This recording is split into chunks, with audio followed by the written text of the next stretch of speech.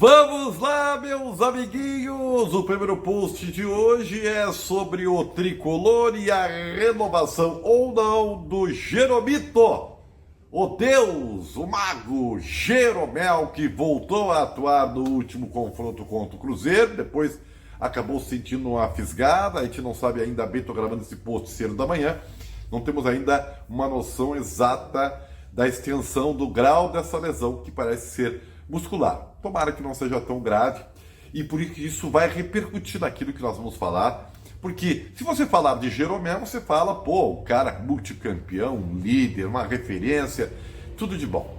Só que, e aí vamos aos poréns, é um jogador que fez a sua primeira partida do ano agora. Estamos fechando o mês de agosto, né? Entrando setembro. E evidentemente que o custo-benefício para o maior salário, tirando o Luizito Soares, o maior salário do clube, passando de 1 milhão, realmente é algo que chama atenção para o lado negativo, né? Custo-benefício, né? É como você ter um baita de um carro na garagem e ele ficar parado por falta de gasolina. E aí, como é que faz? E eu tenho que ser justo na minha abordagem, porque quando se falou de Kahneman, eu fui o primeiro a dizer, olha, temos que olhar o custo-benefício, porque o Kahneman vinha de 2 ou 3 temporadas jogando muito pouco, ficando muito mais no departamento médico, e que estava exigindo um valor para renovar que não era compatível com o seu histórico de presença dentro de campo. Ainda bem que houve um acordo, houve um acerto, e o Kahneman até, felizmente, voltou a jogar em excelência, né? E está provando aí ser um dos principais jogadores do time. E certamente eu acho, né, que fez muito bem o Grêmio em antecipadamente acertar a renovação com o jogador. Ponto. A questão do Jeromel, ela é um pouco mais complexa, porque Jeromel, o tempo passa para todo mundo, né? Passa para mim, passa para você, passa para todo mundo. O Jeromel vai completar 38 anos agora. E aí, como é que faz? E se for renovar por parâmetros menores, o quanto é menor? Ele ganha muito dinheiro. O quanto é menor esse salário, né? Será que Jeromel tem mercado além do Grêmio para falar em nível de Grêmio, né? Ou clubes em nível de Grêmio? Será que tem? É uma coisa que a direção do Grêmio é um dilema que vai se ter. E aí, quando o Jeromel foi questionado e disse que agora não quis falar, embora tenha sido procurado pela direção, é uma faca de dois legumes. Por quê? Neste momento, para o Jeromel renovar, ele está meio assim, vulnerável. Por quê? Ainda não se sabe como é que ele vai voltar. E, portanto, a direção do Grêmio tem um conceito. Mas se ele conseguir ter sequência, terminar, jogar todo esse retorno do Campeonato Brasileiro e jogar como jogou, por exemplo, contra o Cruzeiro em alto nível, mas aí a conversa é outra. E quem diz que o Jeromel não pode ser tão longevo como foi Mauro Galvão, que jogou aos 40 anos, Zé Roberto, lembram? Então, aí é que está. Então é uma estratégia também do Jeromel esperar para tentar renovar.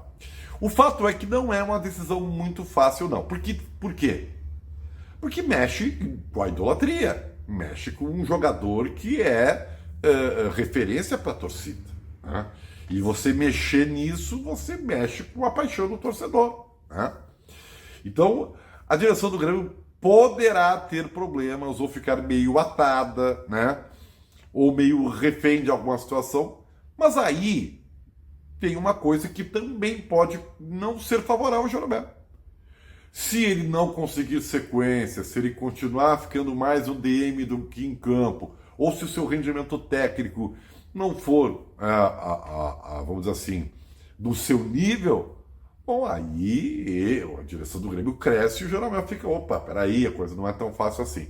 Então, não é uma coisa muito barbada, mas, gente, barbada é renovar com quem não joga nada, né? O caso do Jeromel, primeiro tem que se respeitar o histórico dele, né? As faixas que ele já conquistou, a sua idolatria. Isso né? E outra, é um profissional ao extremo, né? E depois analisar o custo-benefício, porque o futebol é negócio, né? Embora seja movido à paixão, e por ela se faz coisas incríveis, eu digo para vocês que os dirigentes fazem coisas irresponsáveis, porque o dinheiro não é deles, né? Ainda assim é um negócio e você tem que analisar o custo-benefício das coisas. Mas até eu, para dar uma opinião, quero esperar um pouco. Eu quero ver Jeromel jogando dentro de campo. Né? Se ele jogar o que vem jogando, apoio 100% a renovação. Provavelmente não nesses valores, mas uma renovação, porque talvez está nos provando que ele pode, né, no mínimo mais um ano jogar em alto nível. Né? Mas vai depender do que acontecer daqui para frente, tá bem?